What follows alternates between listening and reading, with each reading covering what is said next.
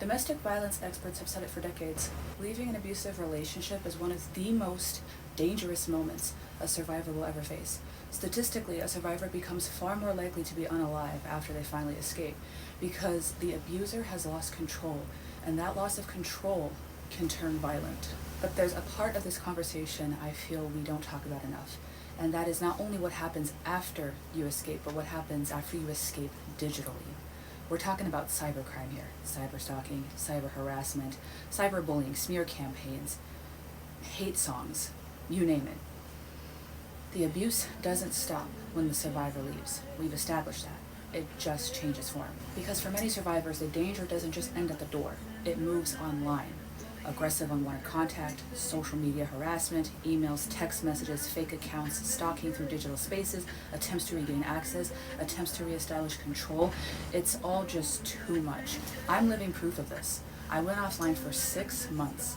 I changed everything I could. I tried to rebuild my life from scratch. I left old accounts up as distractions while I quietly tried to start over. It didn't work. It didn't work. Every time I deleted an account, every time I tried to disappear, every time I tried to cut off access, the behavior escalated. And the people who supported them became more aggressive online, not less. Because that's what happens when an abuser loses control. They panic, they escalate, they reach for whatever access they can still find. And when you go silent, they feel that silence as a threat, not a boundary. People don't understand how paralyzing domestic violence is. This is more than just a simple toxic relationship or an unhealthy mismatch. In abusive relationships, you're not treated like a partner. You're treated like a possession. Not a keepsake hidden in a box, but something that exists to be monitored, managed, and controlled. Think of it like a living trust. A trust has a manager.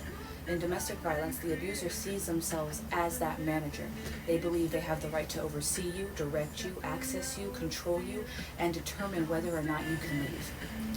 And when you finally break free, they don't see it as liberation, the way that survivors do. They see it as theft. They think something that belonged to them has been taken away from them. That's why leaving is dangerous. That's why going offline can be dangerous. I know I can't be the first survivor to feel this way, but I will speak about it. I feel if I don't have eyes on me, now more than ever, that there will be no witnesses when something happens to me. Survivors aren't dramatic. We're not exaggerating. We're not making it up. We're navigating reality, but escape is only the first step. And safety requires community, visibility, and support long after the relationship ends. This is why we speak. This is why we are visible. This is why we build spaces to empower others, because abuse ends where silence ends. Silence enables the abuser. They don't want you to tell the truth. They don't want you to speak up.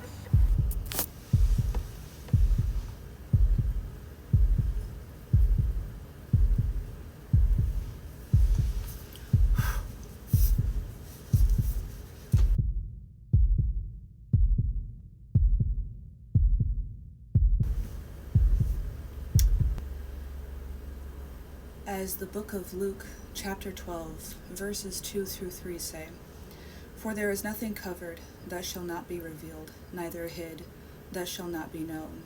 Therefore, whatsoever ye have spoken in darkness shall be heard in the light, and that which ye have spoken in the ear in closets shall be proclaimed upon the housetops."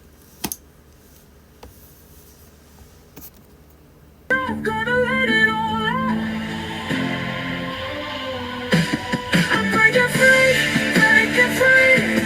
from the lies and the misery. Now the world will see the real him and the real me. I'm breaking free from the dark, from the cruelty.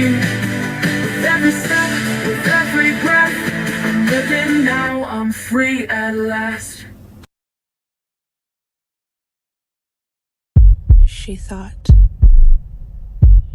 the rain was done with her. But it wasn't. The courage, she wrote, begins